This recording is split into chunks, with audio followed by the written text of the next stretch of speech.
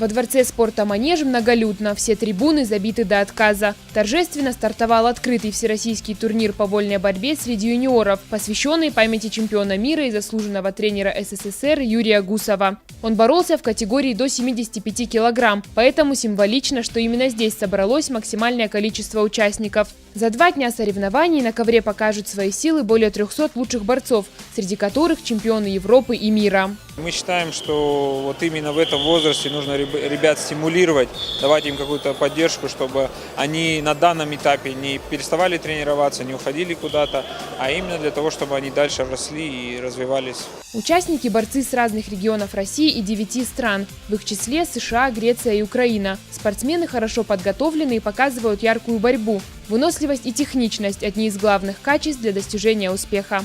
Для подачи протеста во время схватки секундант должен выбросить на ковер так называемый челлендж. В этом году организаторы турнира проявили креативность. Вместо традиционного кубика используется игрушка из культовой игры Angry Birds. Изначально турнир проводился в Нарте, родовом селении Гусовых. Однако уже 5 лет лучшие борцы мира встречаются на ковре во Владикавказе. За ходом схваток следят судьи международного класса как из Осетии, так и из других республик Северного Кавказа. Мы охватили практически всех ребят из Осетии и из ближайших республик. Команды Казахстана, Киргизии, Белоруссии, Азербайджана, Греции прислали своих участников, не в полном составе, но участие этих спортсменов есть.